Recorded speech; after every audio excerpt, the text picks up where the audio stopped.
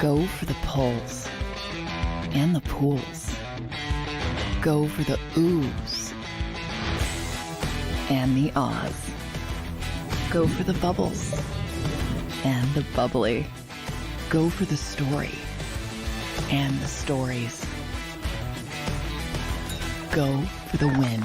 Go to Ocean Casino Resort. Book your trip at theoceanac.com.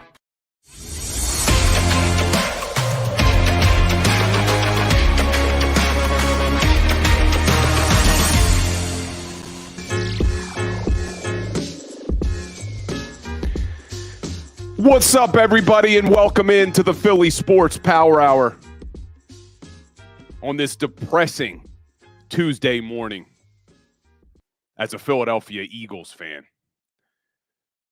We're streaming live here on YouTube, on the JAKIB Sports Network, and right here on TikTok.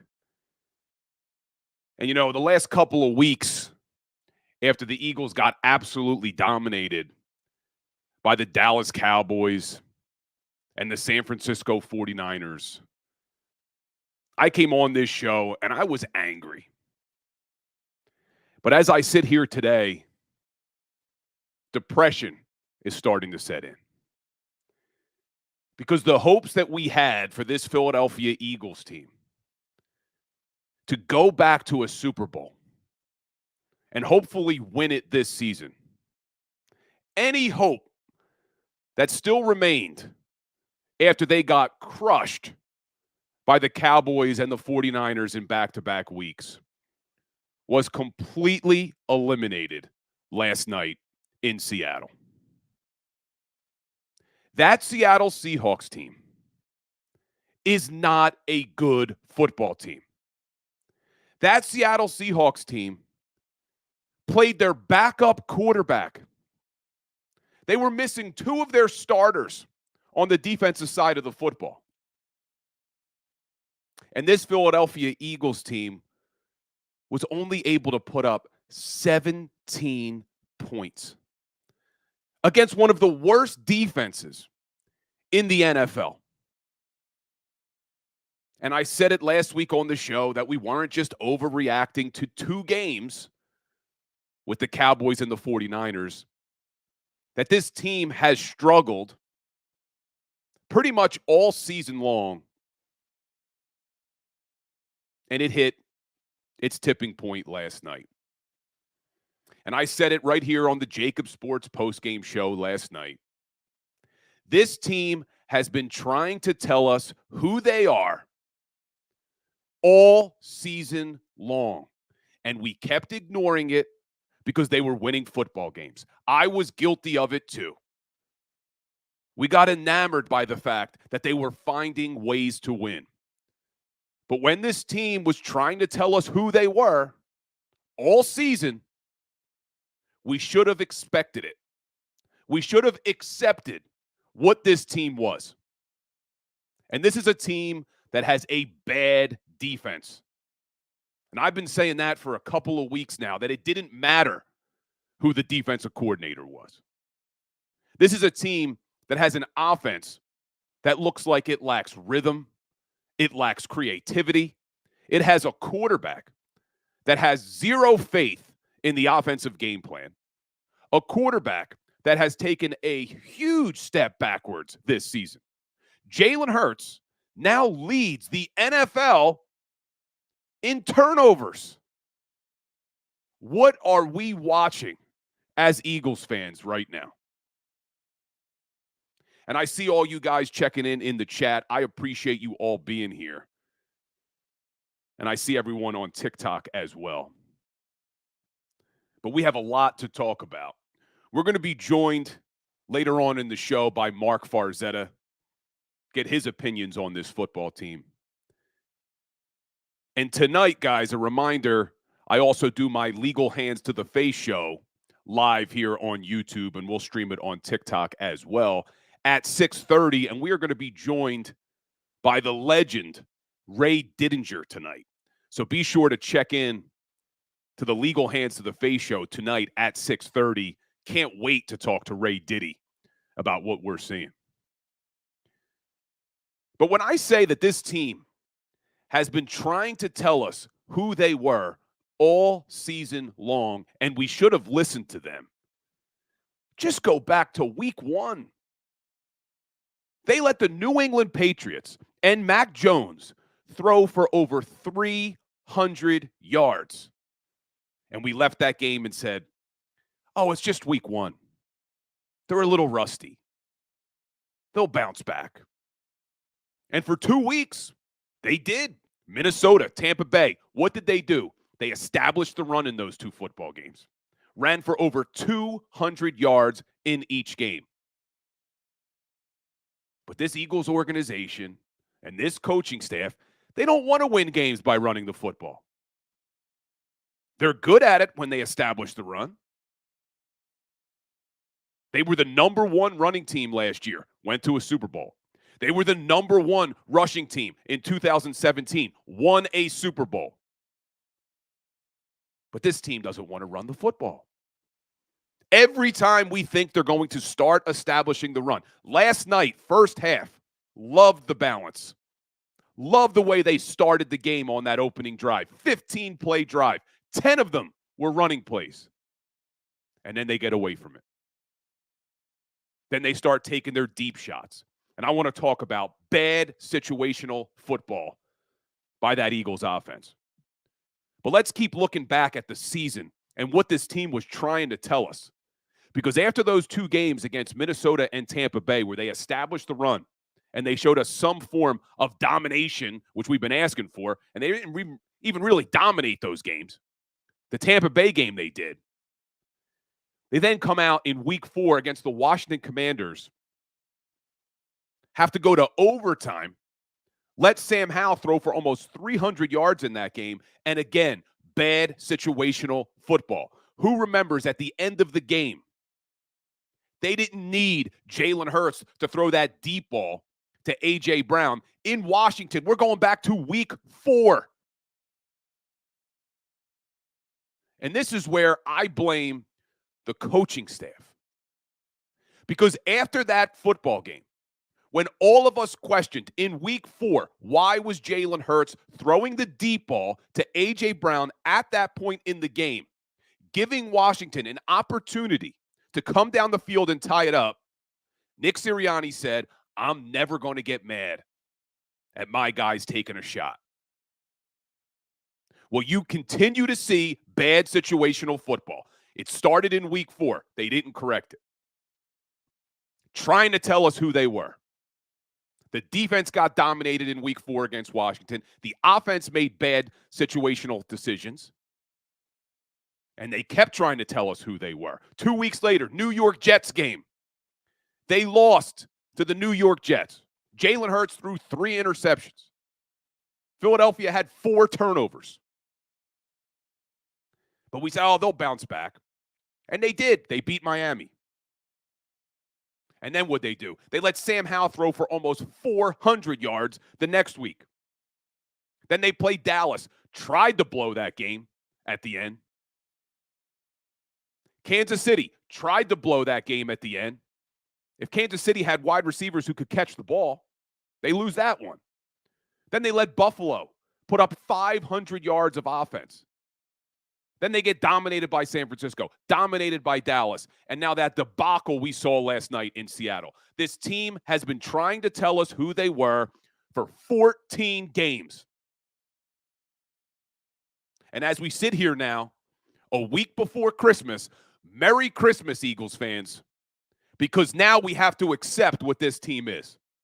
And they are not a Super Bowl contender. And they haven't been all season long. I don't care what their record says. I was fooled too. I kept saying, they just find ways to win. They just find ways to win. Instead of looking at this damn team for what it is, a bad football team. And you look at last night. The defense, let's start there. You cannot let a backup quarterback at that point in the football game go 10 plays, 92 yards in a minute 24. And I'm going to get to the offense in a second because I put a majority of the blame for what happened last night on the offense. But at that point in the game, you cannot let Drew Lock go 10 plays, 92 yards in a minute 24. And the worst part was, he didn't target our rookie corners. He didn't go after Sidney Brown. He went right after James Bradberry. On that final drive, they targeted James Bradberry 4 times. They completed 4 passes for 87 yards and a touchdown. James Bradberry, the guy who's supposed to be an all-pro corner. That's who they went after. Not Eli Ricks, not Keely Ringo, not Sidney Brown. They went after James Bradberry. Drew Lock to a rookie wide receiver, Jackson Smith-Njigba. 92 yards in a minute 24 seconds. And I said it to you guys for 2 weeks now. For 2 weeks. That I didn't think it mattered who the defensive coordinator was on this football team. I know we all wanted to blame Sean Desai. And the Eagles made Sean Desai the scapegoat, moving on and naming Matt Patricia the defensive coordinator. And the defense didn't play bad last night up until that final drive, but they shouldn't have played bad last night. You're going up against Drew Lock and a brutal Seahawks offense. The Seahawks offense was 20th in the NFL with Geno Smith under center. And they came in with Drew Lock. This defense lacks personnel. And that falls squarely on the shoulders of Howie Roseman. It was nice to see some young guys balling out last night.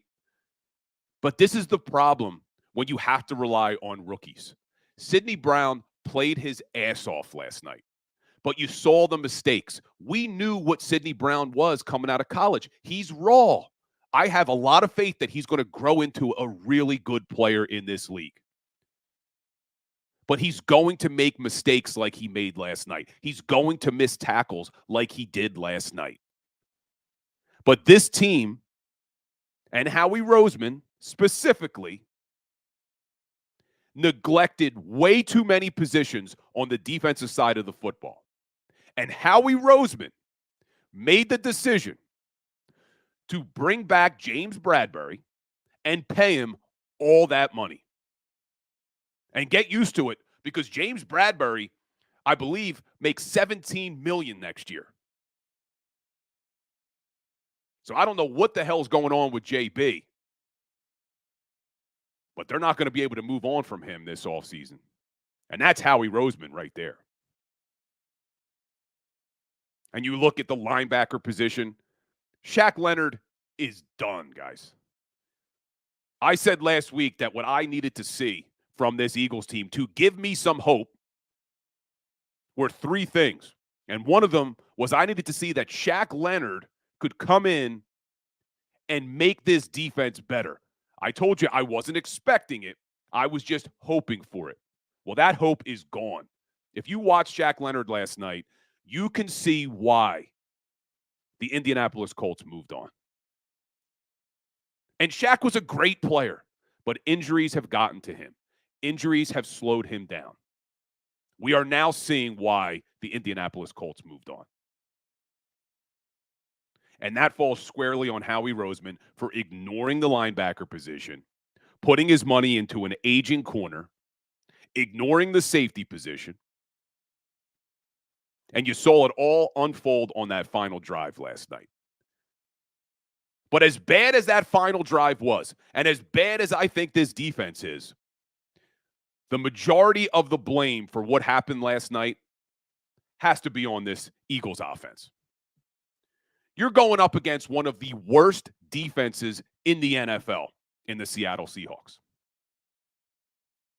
A defense that was missing one of their starting corners in Devin Witherspoon, their starting safety in Jamal Adams, on an already bad defense. And I know we could make the excuse that the defense was banged up for the Eagles. They didn't have Darius Slay, no Zach Cunningham. But you look at that offense. Where's the excuse? Cam Jurgens? This offense is where all of the money on this team is invested. We knew coming into this season that if this Eagles team was going to do anything this year, that it was going to be on the offense to make it impossible for teams to keep up with how many points they were scoring. You have Jalen Hurts, A.J. Brown, Devontae Smith, Dallas Goedert, DeAndre Swift. And you put up 17 points against the Seattle Seahawks. 17 points. You look at the last 3 games, and this offense looks absolutely lost. Jalen Hurts looks like he's taken a huge step backwards. And I don't know what to blame for Jalen Hurts' regression. Because you look at this team, and really the only difference from last season to this season is the offensive coordinator, Shane Steichen, who's doing a masterful job in Indianapolis with Gardner Minshew as his quarterback. So when I look at Jalen Hurts, and I'm not absolving him of blame, he needs to be better. But what I see is a guy who lacks faith in that offensive coaching staff, who lacks faith in the play calling and the play designs. And he's just not seeing the field. You guys probably all saw the replays last night. How many times Jalen Hurts could have checked it down or thrown one of the underneath routes, but he continuously goes for the deep ball. But that is Nick Sirianni's philosophy. And that's why I go back and say, this team's been trying to tell us who they are. Go all the way back to week 4 against Washington, when he took that deep shot to A.J. Brown, that unnecessary deep shot to A.J. Brown. Nick Sirianni was all for it. Loved it. That's their philosophy. They don't want to be methodical and drive the ball down the field. When they are methodical, they're so damn good. That first drive, 15 plays, running the football, little short passes. Be methodical. That's not the philosophy of this football team. And that comes from Nick Sirianni to Brian Johnson to Jalen Hurts, constantly looking for the deep ball. Zero situational football. Let's look at the 2 interceptions by Jalen Hurts. The first one to Quez Watkins. First of all, let's just talk about Quez Watkins for a second.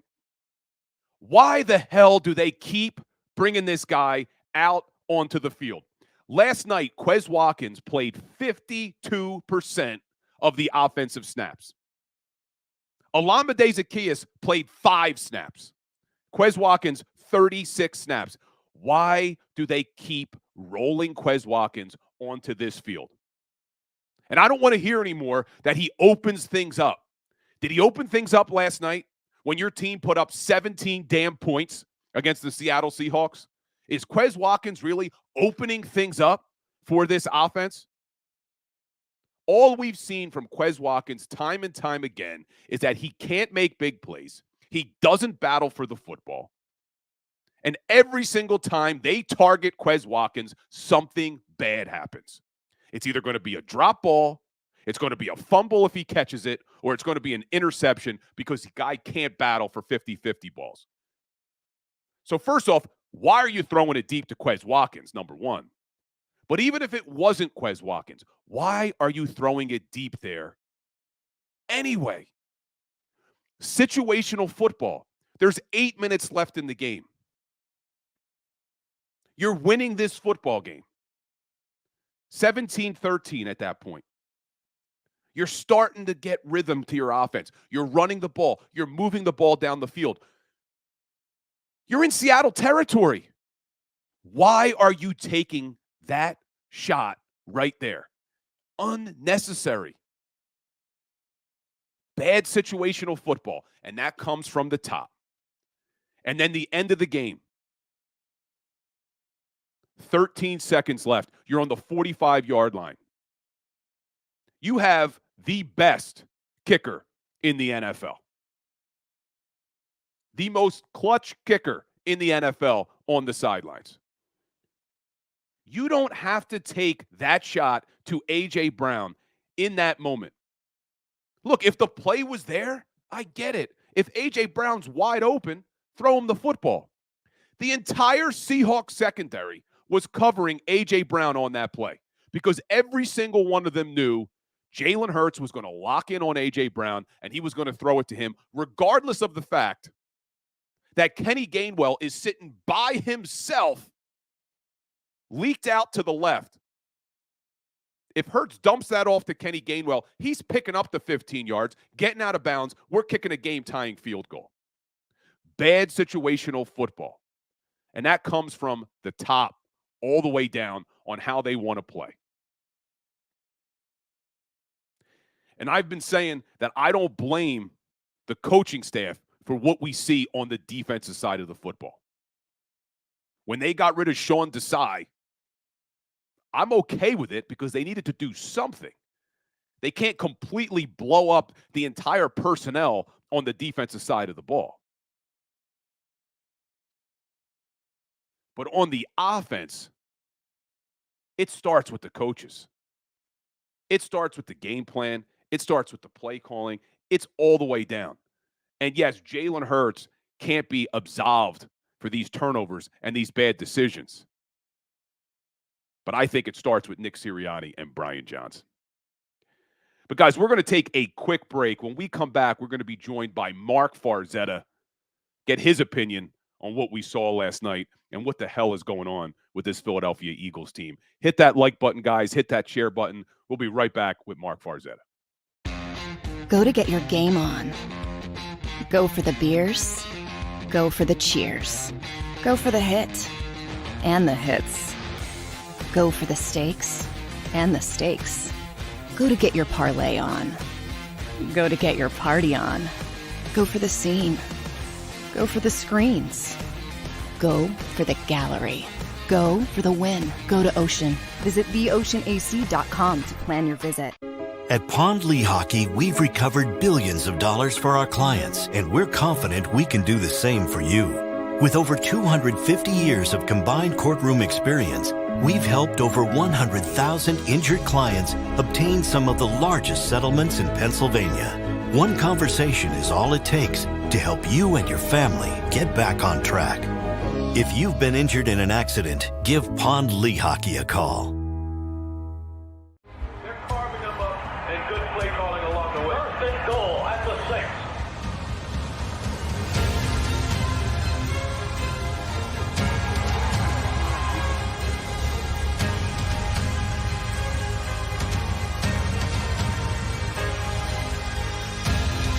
On the field of life, First Trust Bank is there for you.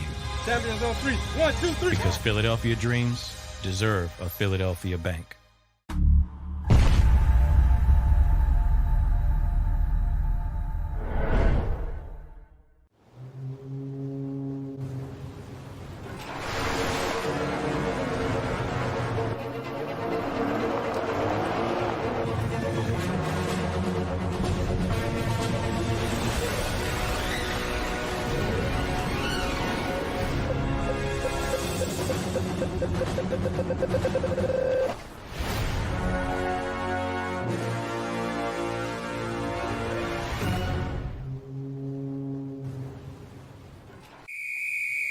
Underdog Fantasy has a way for you to play alongside your favorite football team all season long with their fantasy pick'em game.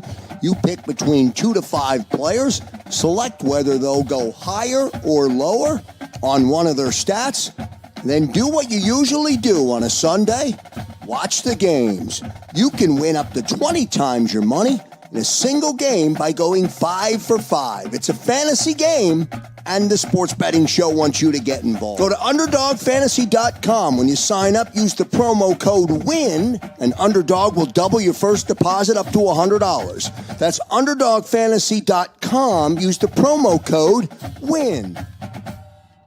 Do you stream on a Roku, Fire Stick, Google TV, or Apple TV? Now you can watch 6ABC 24/7 with the 6ABC Philadelphia streaming app. And the big story on Action News? Search 6ABC Philadelphia and start streaming today. EAGLES, Eagles.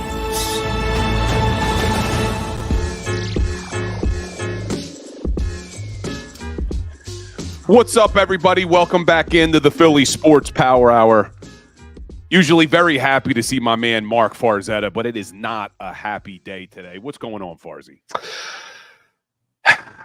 So how about them Flyers, man? They're like getting points and stuff, and that's fun, and hockey's great. And anything else going on? Is that about it? Is that about all that's going on in the Philadelphia sports scene, my friend? Good God, man. It is a depressing week, and it couldn't have been worse timing. We have Christmas coming up. I know Farzi's hosting the 7-fish dinner on Christmas Eve, and now you got to deal with all of this. Farzi, pregame, you asked the question about this Eagles team, saying firing Sean Desai, or not really firing him, demoting him, whatever the hell they did, screamed desperation to you. Yeah, absolutely.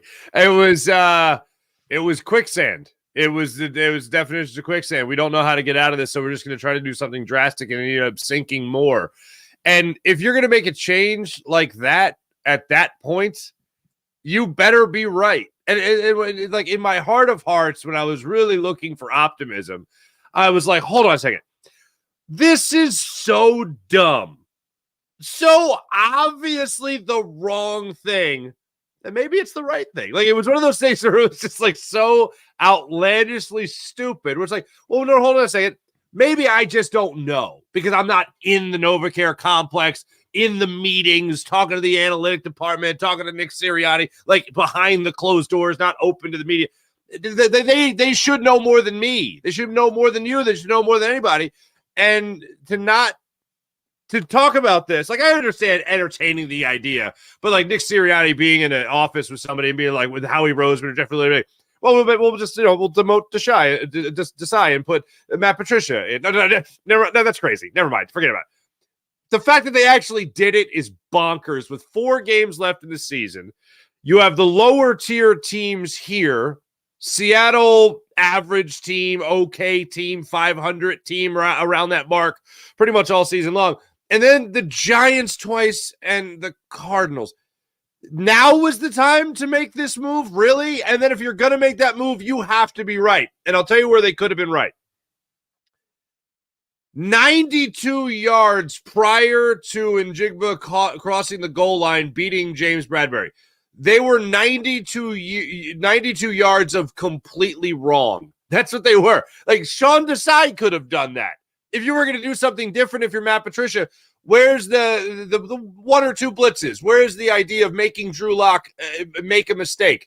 Because all they did was exactly what Jonathan Gannon would have done, Sean Desai would have done, hell, Jim Schwartz would have done, but he at least would have had a wide 9 about it with some attempt at pressure at the quarterback. So for me, they were so abundantly wrong about this move. And I know already, I mean, if you would have seen any difference, you would have seen it in that last drive.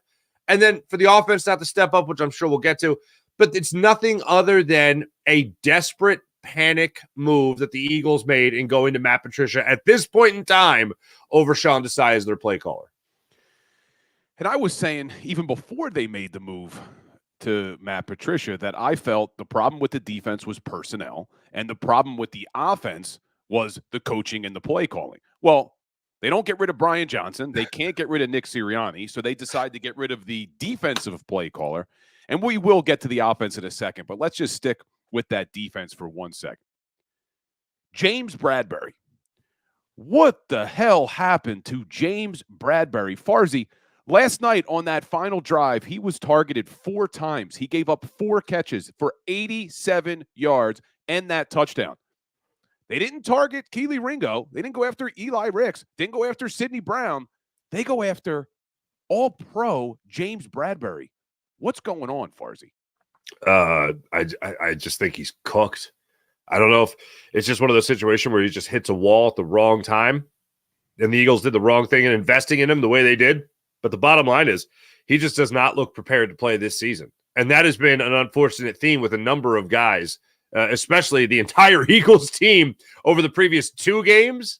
They at least looked like they were ready to play against Seattle. Then they hit a wall in the middle of the game, and then Seattle was able to come back at the end there. But defensively speaking, James Bradbury just looks like he has hit that wall where he is a half a step slower. And anybody in any sport who is absolutely predicated on speed and quickness, like a defensive back or cornerback to be more specific, is once it's gone, it's gone. There's no like, oh, I'll be fine after this. I just need to get it going again. No, it's gone. So I don't see him like bouncing back and having some shutdown game. The fact that Njigba was able to get that step on him in the end zone, the fact that DK Metcalf was able to go up on him and make some catches, especially on that final drive where they just absolutely exploited the hell out of him. And I thought a little, not ticky-tack, but a little heavy call there that they made on the pass interference call. So for me, I just think that he is done. And I'm surprised that he is done this fast after the way he played last year, where we were arguing that this guy should be a Pro Bowler. We were arguing this guy should not only be on the top 100 list, which he wasn't, he should be ahead of Darius Slay, especially for the way that the season ended a year ago. It is wild to me to see the incredible regression and deterioration, really, of James Bradbury as a corner for the Eagles. It has been absolutely bonkers this year. And I see Crawley in the chat saying, I'd trade Bradbury this offseason if any team would take him.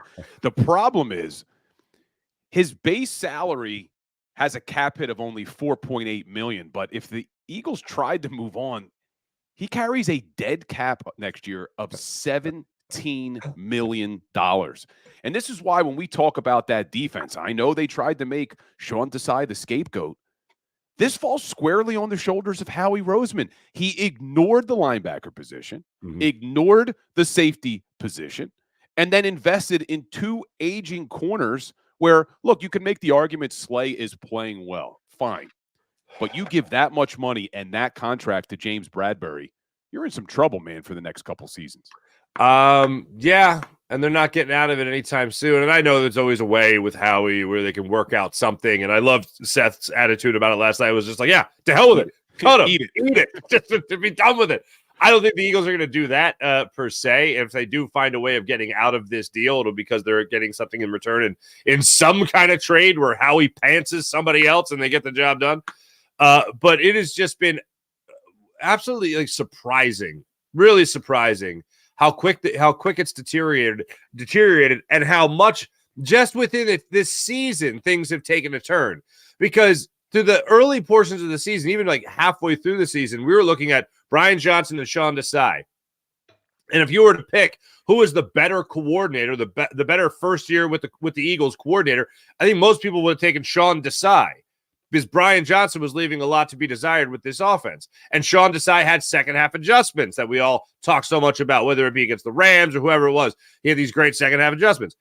And then all of it just hit a wall where it was like he was out of his bag of tricks had been emptied, and he had nothing else in that bag. He had nothing else left up his sleeve, nothing else to help this secondary, to help this pass rush. And the other teams had figured it out. And every adjustment he made, it looked like the rest of the league, especially the 49ers, found, even the Buffalo Bills, found a way to adjust to his adjustments. And all of a sudden, they got to the level of the old adage of they're playing chess and he's still playing checkers. So everybody's kinged at that point. And then the Bills, the 49ers, and the Cowboys took it to another level.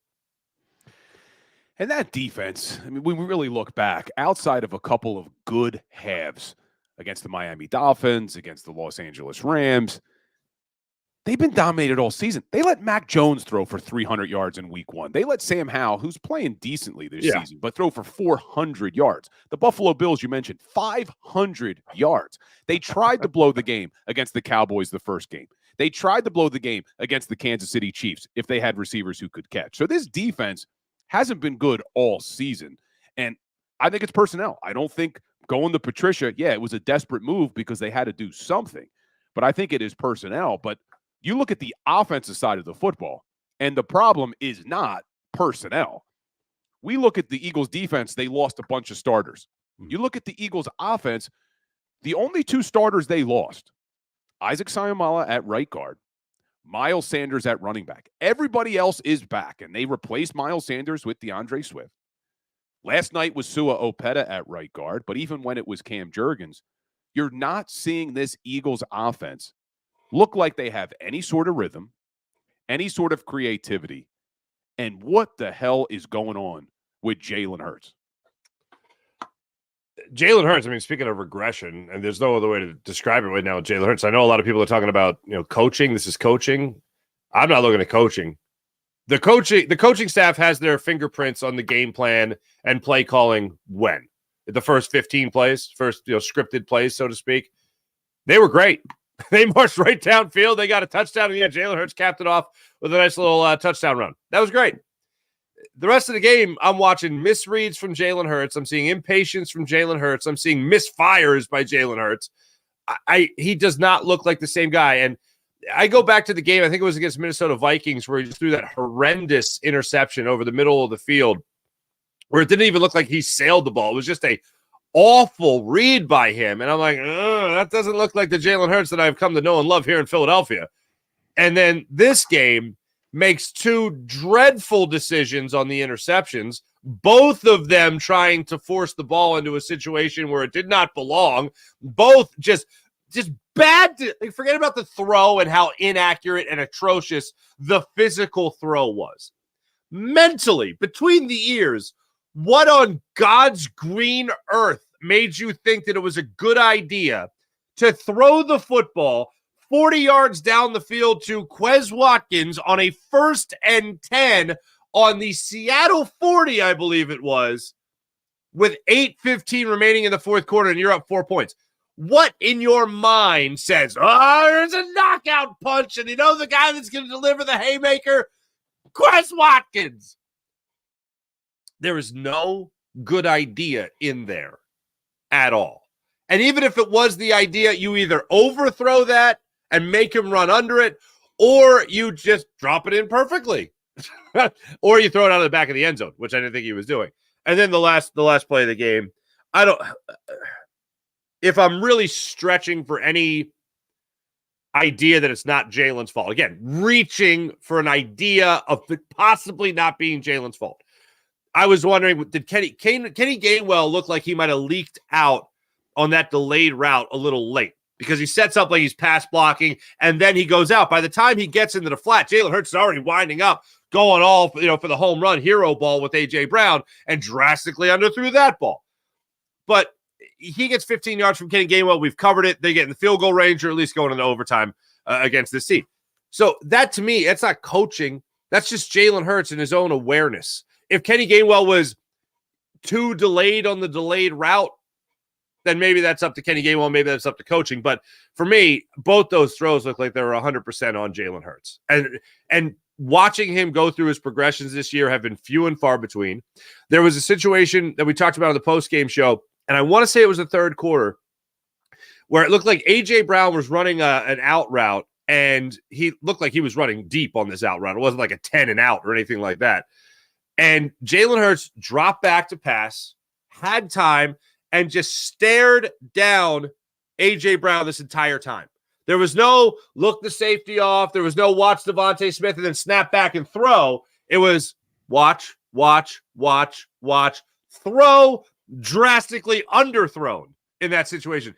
Even staring him down, he didn't have the wherewithal or the ability, I guess, to put it where it was supposed to be. And in essence, thank God for that, because it probably would have been picked off again. It's an awful regression we're watching this year with Jalen Hurts, and Jalen Hurts has to take responsibility for this. He said as much after the game. I'm not one that is a quarterback coddler, and I know a lot of people just want to wave the pom-poms when it comes to the quarterback, because you always want to believe that it's not the quarterback, it's the coaching, and the quarterback can always overcome. Well, last night he didn't overcome, and if you're holding a team to 20 points, you, Jalen Hurts, and these offensive weapons should be able to put up points against that secondary and that defense, and they came up extremely small in that regard. Definitely. I think the play you're referring to with A.J. Brown, too, DeAndre Swift was coming across the field on a drag route, was wide open, but he just never looked at him. He locked right on to A.J. Brown. But yeah, I'm not absolving Jalen Hurts because I do think he shares in a lot of the blame here. But when we talk about not being coaching, this is their philosophy. You've heard Nick Sirianni talk about it. They want the big play.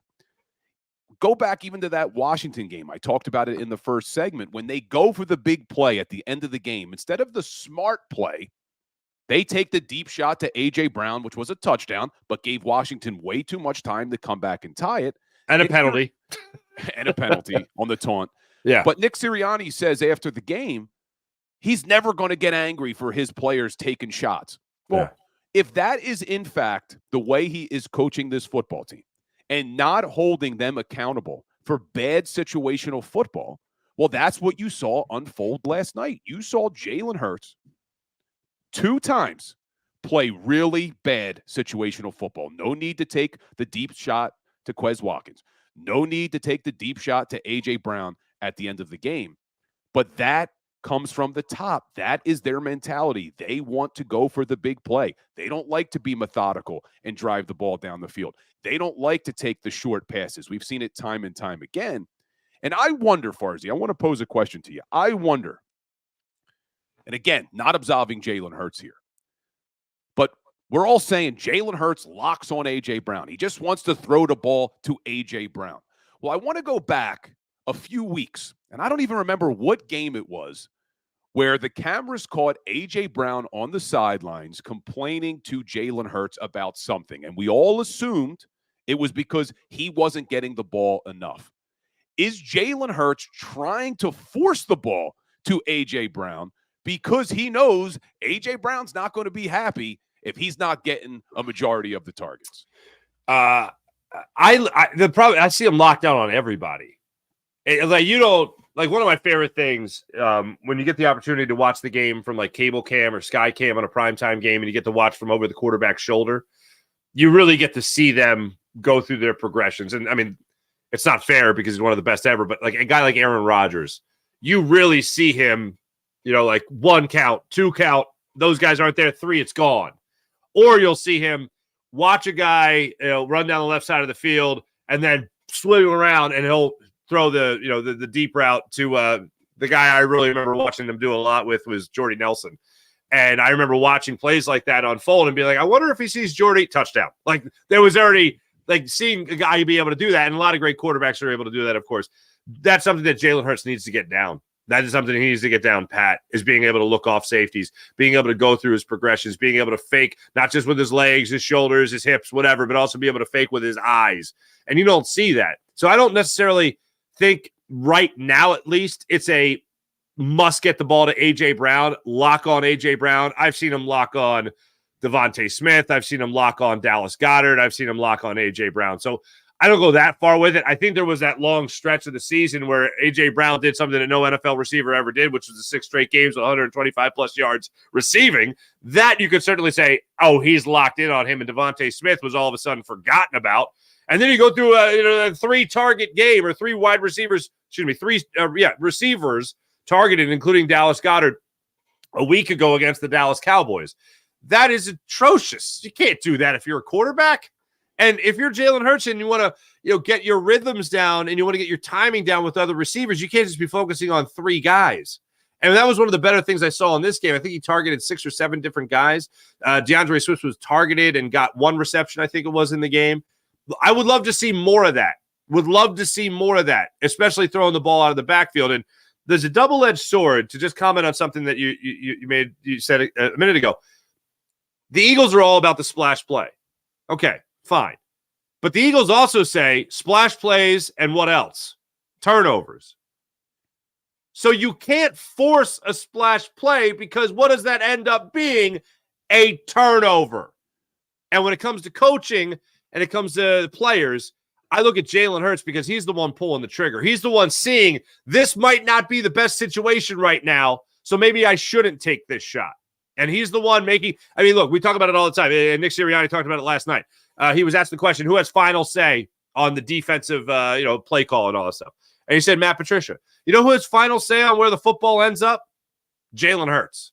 So when he's trying to go through his progression and failing, I don't look at coaching in that aspect. If he's trying to force in a ball to make a hero throw or a splash play, I don't look at coaching on that. I look at Jalen Hurts. And it might be on Jalen Hurts more than we think for him not to have the patience to wait for Kenny Gainwell to release from that delayed route. And he would have obviously gotten you at least 15 yards to get you in the field goal range last night and obviously put it into overtime. You say that Jalen Hurts not coaching. I just want to look at the Buffalo Bills for a second because their offense was in the top of almost every single category, top 10 of almost everything. But Josh Allen was turning the ball over a lot. In fact, he's tied with Jalen Hurts for the most turnovers this season with 17. And what did the Buffalo Bills do? They moved on from Ken Dorsey. They made Ken Dorsey the scapegoat because they weren't going to get rid of their franchise quarterback. So they had to change something up. So they changed offensive coordinators. And you look at this Eagles team, they're not moving on from Jalen Hurts. So again, when we talk about was it desperate for them to make the move from Sean Desai to Matt Patricia, I think they were desperate with the wrong coordinator. Brian Johnson was the one they should have moved on from. And whether you think it's Brian Johnson's fault or Jalen Hurts' fault, Jalen Hurts needs a different voice. He needs something to change because what they're doing right now isn't working. It wouldn't have been an overreaction to one game. You're looking at the last few games where that offense has struggled. It really hasn't had any rhythm all season long. And look, I don't know how much you can trust Nick Sirianni now in his press conferences, but he said after the game last night, they would not be making a change to the offensive coaching staff. So now we have 3 games left in this season. Can we expect this offense to start clicking, or is this who they are, Farzy? Well, they're going up against the Giants and the Cardinals. Just like this game against the Seahawks, they should win these games on the schedule. Whether or not they will is nothing shocking to me at this point. Nothing shocking. As far as Jalen Hurts needing a new voice, I think that he has a kind of protection plan right now. He is a protection plan for Brian Johnson because the Eagles are not going to do Brian Johnson dirty the way they did Sean Desai dirty. If Sean Desai had known, I don't know, Jalen Hurts since he was 4 years old, then maybe they're not doing him the way they did him in this whole process. You say do Sean Desai dirty, they're not going to do Brian Johnson dirty. You look at both of those coordinators. Yeah. Who has more talent on the side of the football? Is it Brian offense? Johnson by far. Brian Johnson by far. So why move on from the guy that has a severe lack of talent? Why move on from the guy that Howie Roseman neglected 2 key positions on the defensive side of the football, but yet you won't hold your offensive coordinator accountable where you have all of your money and all of your big stars on that side of the ball? That's what I don't understand. It's impossible to understand, but that's how it is. And that's what sucks about it. It's that Brian Johnson has that Hurts protection plan. That's what he's got. It might even be in his contract. I don't know. Never called plays at the NFL level. The offense also, let's also not forget this. The defense has been pretty bad for a while as far as points per game, yards per game, all that stuff. The run defense has obviously been the only thing that they've been able to hang on to up until the last 5 weeks, and that's gone to hell. But Brian Johnson 3 weeks ago he led the 3rd highest scoring offense in the NFL. So that was all of his, and he was scoring 1/10 of a point higher than Shane Steichen was in all of last year. That also goes into it. But I think the biggest reason why they're not going to make change, even announce a change with who's calling plays, think about this, is that he's got the Hurts protection plan. Hurts loves him. Hurts wants him. They don't want to piss off Hurts. We're in a similar situation to, but not identical to, the Pretz Taylor, Carson Wentz fiasco. We're close to that again, where maybe you need that hard coaching from John DeFilippo on Carson Wentz to rein him in and keep him under wraps, and then later Frank Reich be able to do that. And maybe the Eagles don't have that right now in the locker room. I'd like to think that's Nick Sirianni. I'd love to think that it's Brian Johnson. And, how much they love to coach Jalen Hurts hard and how Hurts loves to be coached hard. Remember that fun narrative in the preseason? I'm not seeing any of it right now. And even beyond it, to talk about the player's mindset in all of this, I know Jalen Hurts talked about, and we read the quote on postgame last night about these guys have everyone needs to be committed. Everyone needs to be committed to this, right? Well, when they followed up and asked him a little bit more about it, and Jalen Hurts talked about how guys have to come into practice with the right attitude. And I'm thinking, are guys really walking into the NovaCare complex not committed to the cause? Are they just enjoying what football brings them and not not the game itself? Because I would really hate for guys. I'd love to see somebody try to walk up to Jason Kelce and say, "No, I'm not really into it right now," or act like they're not really into it. I'd love to see somebody walk up to Fletcher Cox after his comments after the last couple of games here and say, "Yeah, I'm not really feeling it there, Fletch," or Brandon Graham. I'd love for that to be the case, or Lane Johnson. And nobody's going to say it, but it's a matter of acting like you want to be there, being committed to what the whole team is trying to do, truly being committed, not just like, yeah, let's do it, let's go, but truly be like getting after it every single day. Like last play is going to be your last. This is the last practice you have to get right before you take on, these 3 games that you're supposed to win to close out the rest of the season and maybe still have a chance to win the NFC East. Maybe have a chance, highly doubt it, to win the NFC, get that number 1 seed. Ain't happening. But you mean to tell me guys aren't showing up the right attitude? That does reflect coaching, and it also reflects leadership. And if these guys are ready to throw in the towel and just say, all right, well, we're in the playoffs, let's see where this goes, it's good enough for us, well, then you're putting yourself in a Phillies category of, hey, we got to the World Series, we thought we'd get back and build off last year, and instead they took a step back. Now it looks like the Eagles are doing the same exact thing, and it doesn't even look like they're going to get within a game of the Super Bowl this time around. There's a lot of problems going on at that NovaCare complex. I don't know if Jalen Hurts has the answer to it. I don't know if Nick Sirianni has the answer to it. I have doubts about Brian Johnson having the answer to that. And I sure as hell don't think that Matt Patricia is going to be the answer to that. And you mentioned you think Brian Johnson has the protection of Jalen Hurts. I'm not sure how much longer that's going to last, because I look at Jalen Hurts and I see a guy that doesn't have faith in the offensive game plan or the play calling. And that's part of the reason I think he does take these unnecessary risks down the field is, yes, that's part of their strategy from Nick Sirianni, the big plays, but he doesn't like to be methodical down the field. I don't know how much longer, Brian Johnson is going to be the play caller. Remember all that chatter in the beginning of the season that Brian Johnson was going to be a head coach? I don't know if that's necessarily still the case. No. But one thing I want to ask you before I let you out the door, you just mentioned some of these veterans, Jason Kelce, Fletcher Cox, Brandon Graham. It started to hit me last night, and this is a real concern I have. The way this season is going, this makes me feel that next year the decision becomes a lot easier for guys like Jason Kelce to say, you know what, it's time for me to hang him up. Because the reason he came back this year was because they wanted a shot at going back to a Super Bowl. Kelce was on record saying he wanted to play with Jalen Hurts. And now a season starts to go down the toilet the way this one is.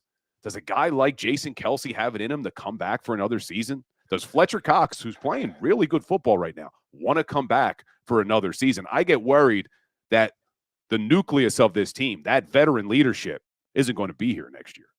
I don't think Fletcher Cox is back here next year. I could totally see a world where Jason Kelce comes back next year. I mean, you could see a situation here where teams that lose the Super Bowl don't make the playoffs. Teams that lose the Super Bowl don't go back and then make it to a Super Bowl. They sure as hell don't start out 10-1 on a season. So they might just brush it off as, you know what, it was just bound to happen. We're going to get snake bit.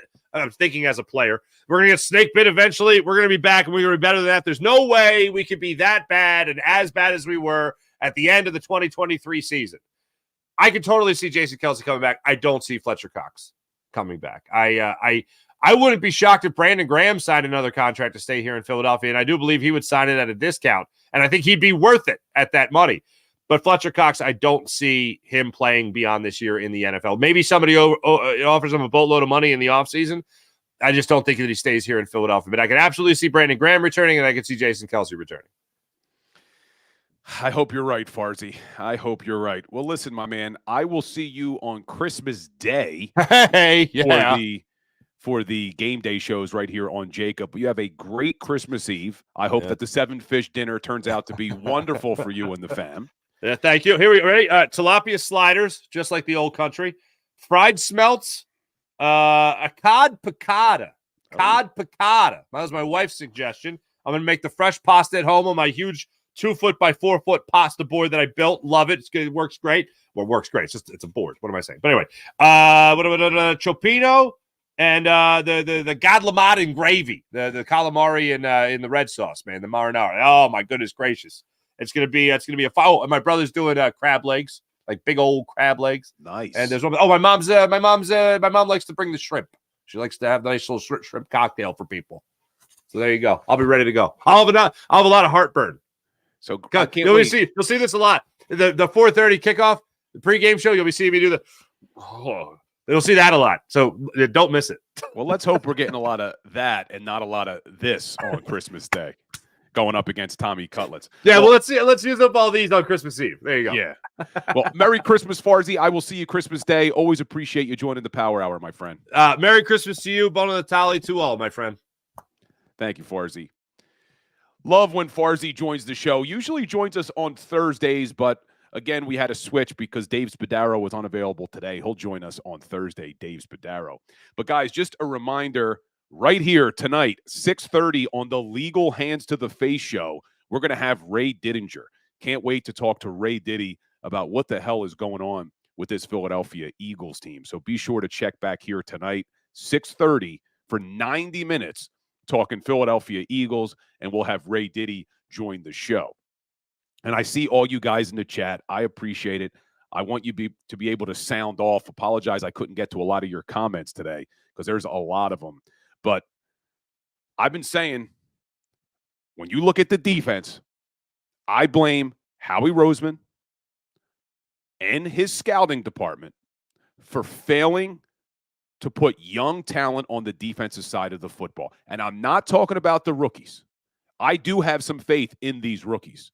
But you don't have enough guys from the last couple of drafts that are contributing on that side of the football. You have aging veterans at corner and then rookies. There's nobody in between. You look at the safety position. They didn't sign Marcus Epps, homegrown talent. They didn't bring back Chauncey Gardner-Johnson. And they tried to fix that other safety position, bringing in guys like Terrell Edmonds and Justin Evans. And that falls squarely on Howie Roseman. And then you look at the linebacker position. Something that's not 2020 looking back in hindsight. This is things we were saying all offseason that you can't ignore that position. And Howie Roseman did. And you look at the edge rushers. We thought that the edge rushers were going to be a deep position group coming into this season. It's not.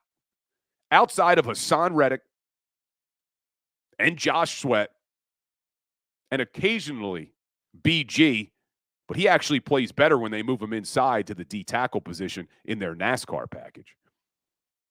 They don't have a lot of contributions coming on the edge. Nolan Smith, again, he's a rookie. Yeah, you expect more from a first-round draft pick. But they made a mistake bringing back Derek Barnett. He's not even on the team anymore. This Eagles defense lacks personnel, and that falls on Howie Roseman and the scouting department. But when you look at that offense, there is so much talent on that side of the football. And I know Jalen Hurts isn't playing good football right now. But you have to ask the question, why? Is it all on Jalen Hurts? Or does this fall on the shoulders of Brian Johnson and Nick Sirianni? I think they made the change at the wrong coordinator last week. I think Sean Desai became the scapegoat for a lack of personnel that Howie Roseman put on the defense. And you look at that offense, that's where the change should have been made. Because that offense lacks rhythm and creativity. And Jalen Hurts isn't playing good football right now, but somebody needs to be in his ear to hold him accountable. And I don't think it's Brian Johnson and Nick Sirianni, unfortunately. But guys, like we end every show on the Philly Sports Power Hour, we'll end with a little Today in Sports History. December 19th, 1926. Who remembers the Frankfurt Yellow Jackets? You remember a few years ago when the Philadelphia Eagles wore those hideous blue and yellow jerseys? Just remember Donovan McNabb going deep to Kevin Curtis. I actually have one of those jerseys because when I worked for the Eagles that year, They had those made for us because it was the 75th anniversary. I had my name on it with the number 75, and it is a hideous jersey. But December 19th, 1926, the Frankfurt Yellow Jackets won their first and only NFL championship. They had 14 wins that season. There was no NFL championship. It was just who had the best record. They had 14 wins, which actually stood as the most wins in the NFL for 58 years until San Francisco 49ers in 1984. So the Frankfurt Yellow Jackets, today in history, 1926. Guys, hit that like button, hit that share button. I hope to see all of you tonight right here on the Legal Hands to the Face show at 6:30. Not a good day. Probably not going to be a great week. But as always, guys, go Birds. Go for the polls and the pools. Go for the oohs and the ahs. Go for the bubbles and the bubbly. Go for the story and the stories. Go for the win. Go to Ocean Casino Resort. Book your trip at theoceanac.com.